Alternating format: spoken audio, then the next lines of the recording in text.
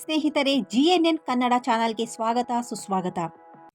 ಮಧ್ಯಪ್ರಾಚ್ಯದಲ್ಲಿ ಜಾರಿಯಲ್ಲಿರುವಂತಹ 10 ದಿನಗಳ ಕದನ ವಿರಾಮ ಅಂತ್ಯಗೊಳ್ಳುವುದಕ್ಕೆ ಇನ್ನೂ 2 ದಿನಗಳು ಬಾಕಿ ಉಳಿದಿರುವಂಥ ಸಂದರ್ಭದಲ್ಲೇ ಎರಡನೇ ಸುತ್ತಿಗೆ ಸಂಧಾನ ಮಾತುಕತೆಗೆ ಪಾಕಿಸ್ತಾನ ವೇದಿಕೆ ಸಿದ್ಧಪಡಿಸಿದೆ. ಇದರ ನಡುವೆ ಮತ್ತೆ ಗುಡುಗಿರುವಂತಹ ಅಮೆರಿಕ ಅಧ್ಯಕ್ಷ ಡೊನಾಲ್ಡ್ ಟ್ರಂಪ್ ಅವರು ಸಂಘರ್ಷ ಕೊನೆಗಾಣಿಸೋದಕ್ಕೆ ಸಮಂಜಸ ಒಪ್ಪಂದಕ್ಕೆ ಅಂದರೆ ಫೇರ್ ಡೀಲ್ಗೆ ಬಾರದಲೇ ಇದ್ದರೆ ಇರಾನಿನ ಪ್ರತಿಯೊಂದು ವಿದ್ಯುತ್ ಸ್ಥಾವರ ಸೇತುವೆಗಳು ಧ್ವಂಸಗೊಳ್ಳಲಿದ್ದಾವೆ, ಇನ್ನು ಮೃದು ಧೋರಣೆ ತೋರೋದೇ ಇಲ್ಲ ಅಂತ ಹೇಳಿ ಸಾಮಾಜಿಕ ಜಾಲತಾಣ ಟ್ರೂತ್ನಲ್ಲಿ ಎಚ್ಚರಿಕೆಯನ್ನು ನೀಡಿದ್ದಾರೆ.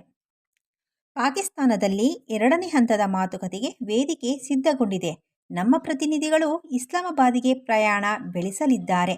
ಏಪ್ರಿಲ್ 20ರ ಸೋಮವಾರ ಸಂಜೆಯೊಳಗೆ ಇರಾನ್ ನಿಯೋಗ ಆಗಮಿಸಬೇಕು. ಅಮೆರಿಕ ತುಂಬ ಸಮಂಜಸ ಹಾಗೆ ನ್ಯಾಯಯುತ ಒಪ್ಪಂದದ ಆಹ್ವಾನ ನೀಡಿದೆ. ಯುದ್ಧ ಅಂತ್ಯಗೊಳಿಸುವ ಸಂಬಂಧ ಇರಾನ್ ಸೂಕ್ತ ಒಪ್ಪಂದಕ್ಕೆ ಬರಲೇಬೇಕು. ಶಾಂತಿ ಒಪ್ಪಂದ ಮೂಡದಿದ್ದರೆ ಇರಾನ್ ಧ್ವಂಸವಾಗಲಿದೆ ಎಂದು ಟ್ರಂಪ್ ಗುಡುಗಿದ್ದಾರೆ. ಇದರ ನಡುವೆ ಇರಾನ್ ರಾಷ್ಟ್ರೀಯ ಭದ್ರತಾ ಮಂಡಳಿ ದೇಶದ ಹಿತಾಸಕ್ತಿ ಕಡೆಗಣಿಸಿ ಯಾವುದೇ ಕಾರಣಕ್ಕೆ ವಾಷಿಂಗ್ಟನ್ ಜೊತೆ ಒಪ್ಪಂದ ಮಾಡಿಕೊಳ್ಳುವುದಿಲ್ಲ ಅಂತ ಹೇಳಿದೆ.